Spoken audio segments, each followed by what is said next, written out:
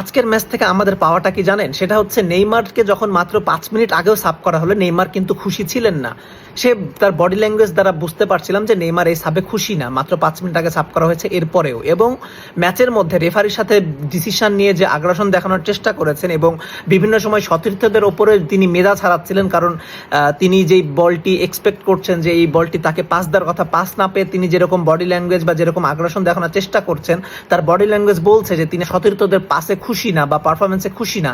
এই যে মনোভাবটা আসলে আমাদেরকে খুশি করে, কারণ নেইমার যে ফিটনেস ধরে রাখার বা ব্যাক করার চেষ্টা করছেন এবং তিনি যে জাতীয় দলে ফিরতে চান সেজন্য তিনি চেষ্টা করছেন। এই মেসেজটা নেইমার আজকের ম্যাচে দিতে চেয়েছে কার্লো আনচেলত্তিকে।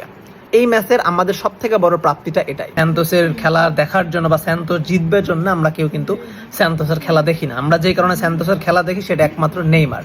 আর আমাদের জন্য সব থেকে খুশির খবর যে নেইমার এতদিন পর খেলতে নেবে, স্টার্টিং একাদশে ছিল এবং খেলা শেষের প্রায় 5 থেকে 7 মিনিট আগে নেইমারকে সাব করা হয়েছে। খেলা এখনো চলতেছে, আমি খেলা চলা অবস্থাতেই ভিডিওটা করতেছি এবং আমাদের সব থেকে ভালো লাগার বিষয় যে আজকেও স্যান্তোসের বেস্ট প্লেয়ারটা হচ্ছে নেইমার। তার বলের পজিশন, তার পাসিং, তার ড্রিবলিং, যতগুলো চান্স ক্রিয়েট করেছে এবং একটি হেড করেছিল, অলমোস্ট গোল হওয়ার মতো সুযোগ তৈরি করেছিল। অর্থাৎ স্যান্তোসের বেস্ট 11-এর মধ্যে আজকের বেস্ট পারফরম্যারটা হচ্ছে নেইমার। এবং আরও সব থেকে যেটা খুশির খবর যে নেইমারকে যখন সাব করা হয়েছে তখন নেইমার ফিট অবস্থায় সাব হয়েছে। অর্থাৎ আমরা নেইমারকে পূর্ণ ফিট অবস্থায় সাব হতে দেখলাম এবং অলমোস্ট 90 মিনিট নেইমার মাঠে ছিল। নেইমারকে খেলতে দেখায় এখন অনেক ব্রাজিল ভক্তদের কাছে আসলে ভালো লাগার বিষয়। নেইমারকে জিততে হবে না, একমাত্র চাওয়া যে নেইমার খেলুক, সুস্থভাবে খেলুক।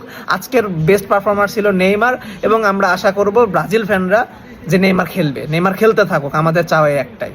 তবে আমার পার্সোনাল যেটা চাওয়া সেটা হচ্ছে নেইমার অতি দ্রুত স্যান্তোস ক্লাবটা ত্যাগ করুক। আসলে একটাই চাওয়া।